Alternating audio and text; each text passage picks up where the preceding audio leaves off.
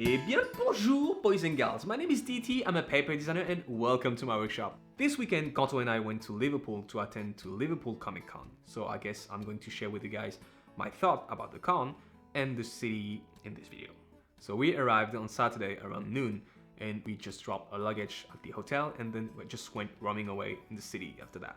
Our hotel was by the dock where you get those traditional red brick buildings everywhere which look really nice. I think we started the day at a restaurant to get some local English food and then we made our way to downtown, which was really cute too actually, and we were just walking around to search for something to do and we stumbled upon the Cavern, which apparently was a really famous bar to go. So we went and we actually had to queue for maybe 45 minutes before we were able to get there, and the place was really small and we were literally in a cave. But there was a live band that was playing and the acoustic in this place was awesome.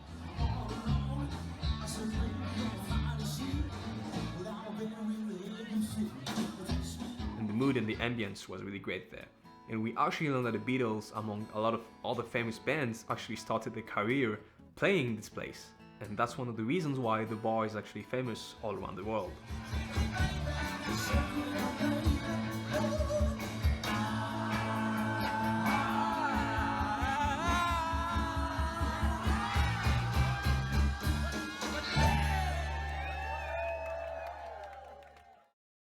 The next day, on Sunday, was the main reason of the trip, because we went to Comic-Con.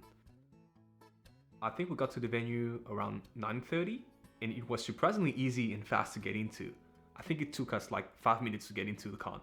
We were on the last day on the con, on a Sunday, so I guess that's why there were less people going there early in the morning. So the first thing that we do when we arrived was to search for the autograph section. I came all the way here, specifically to meet two of my childhood heroes. Peter Cullen, the voice of Optimus Prime, and Jason David Frank, the Green Power Ranger. So we started to queue for Peter Cullen and there were about 20 people in front of us. And just a few minutes later, people started to gather behind us and the line was getting huge. And there were some pretty big guests this year too. Elijah Wood and David Harbour, just to name a couple, were attending this con. Anyway, I think we waited until 11 for the guests to arrive. And I was so excited to see that they were actually here. Because at those conventions, you never know if the guest is actually going to show up or not. Anyway, I came here to see them and they were here.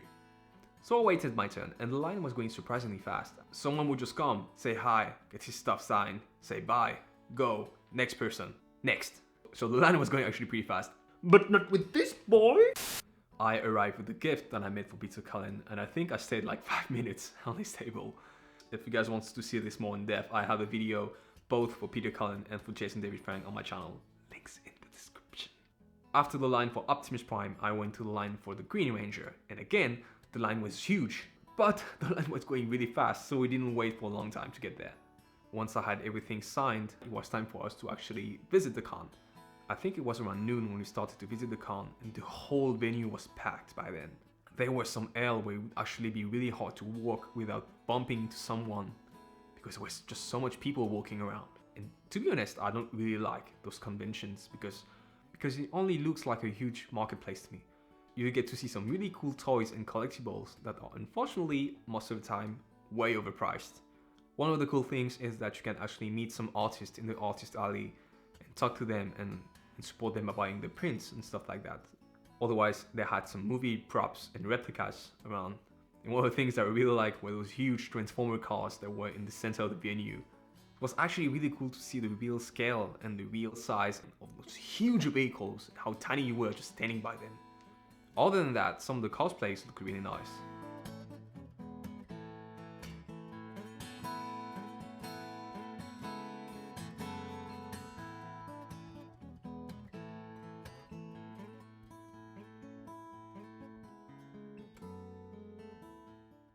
And they did offer a few activities to pass time. There was a booth where you could actually put on a VR set and I guess play some VR games. And there was a booth where you could actually get some axes and throw them to a wall. I did that when I went to Canada and this is a really fun activity and I really wanted to do that again. But unfortunately you had to pay for the activities. I think it was like £5 to throw 3 axes. I mean, you already pay the ticket to get to the con and then you pay a ticket to get an autograph from guests. And you can also pay a ticket to get a photograph of the guest.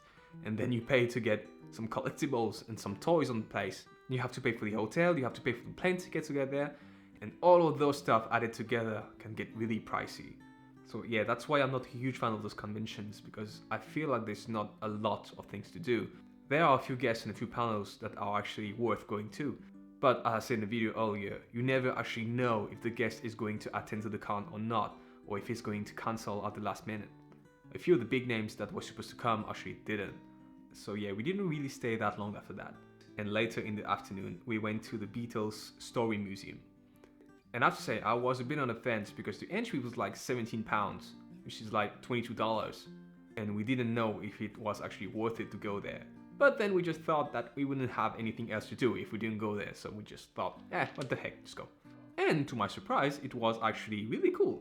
They just give you an audio guide at the beginning of the visit, and you just decide of the rhythm at which you want to go through the visit.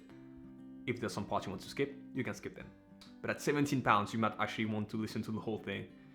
I'm not the biggest Beatles fan, but listening to the story and how it all started was really interesting, and it made me see the band from another perspective. So if you go to Liverpool one day, I would actually suggest you to do that museum. They actually recreated the cabin in the museum, the bar where the Beatles played when they first started, and the bar where we went the day before. And it was really funny to see that, especially because it was really well done. After that, I think we just went walking in town, and we ended up the night at a restaurant before we just went to the hotel and collapsed into the bed. Anyway, I think that's all I have to say about our little trip to Liverpool. I am definitely new into this whole vlogging thing, and I'm not used to take out my camera and start to talk alone every time I'm going to do something yet. But I'm working on that. Anyway, I hope you guys enjoyed this vloggy style video. Please like, subscribe, and tell me in the comments what you'd like to see me build next time. You can join us on Facebook and Instagram, and until then, I'll see you in the next workshop. Iko!